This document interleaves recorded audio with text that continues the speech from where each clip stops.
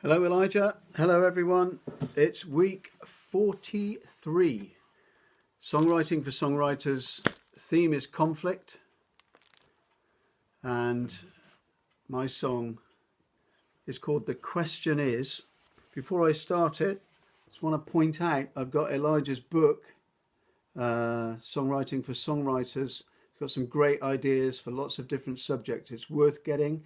If anybody wants to know where to get it from, contact me and I'll let you know.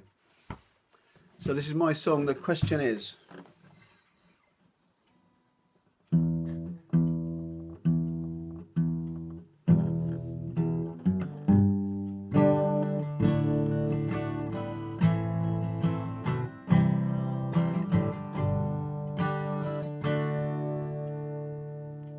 If a friend should disagree on a point or two with me, would I really cut them out or simply let it be?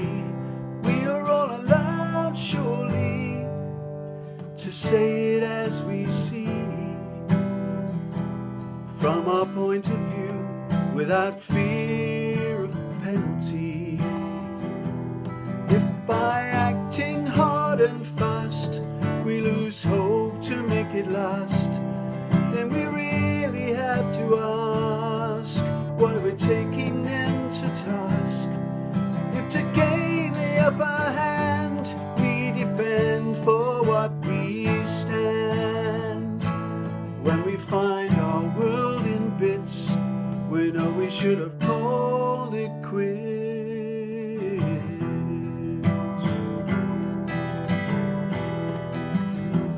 The question is this: for all the sorrow and the pain, why are division and conflict promoted just the same?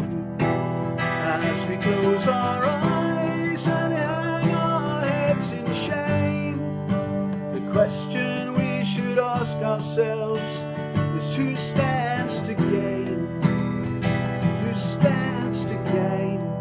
And the aircraft still take off and the bombs they still fall.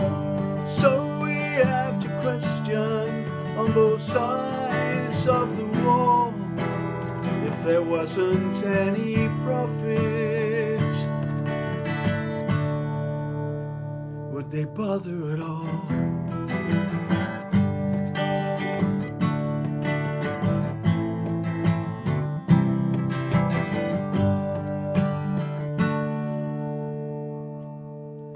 So why do wars exist? It's because someone benefits, not the ones who fight, but those who might get rich. Ancient rivalry, a perfect foil, each coin has two sides. Who prevails after nightfall can claim the bragging rights.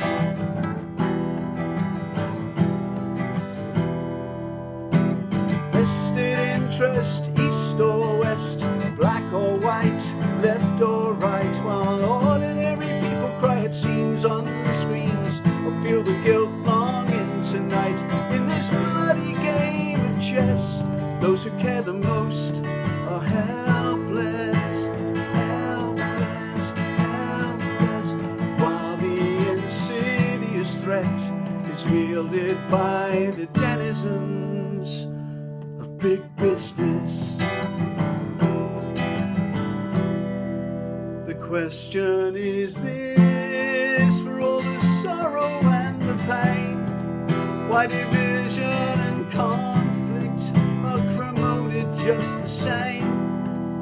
As we close our eyes and hang our heads in shame, the question we should ask ourselves is who is to blame? Who's to blame? Who's to blame?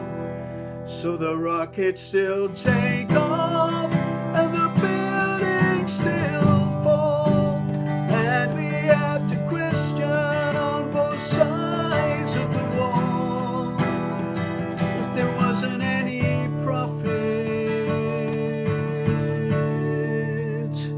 would they bother at all?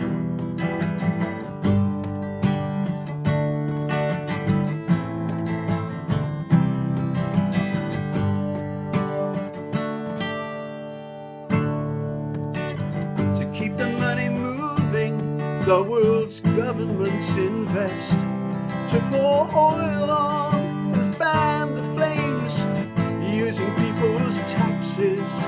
If war was not allowed, would we find new ways to sin? Or could we finally be proud and start to love again, love again? And where do you stand in this? And where indeed do I? If all of us agreed, but some of us have lied.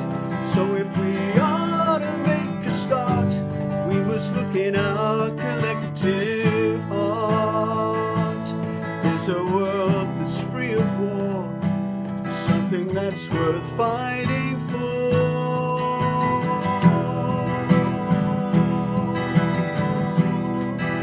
The question is therefore, with all this sorrow, loss and pain, why is division and conflict promoted just the same? As we close our eyes and hang our heads in shame, the question we will ask ourselves is who must take the blame? While the rockets still take off and the buildings still fall, we fail if we don't question on both sides of the wall. If there wasn't any profit, would they bother at all?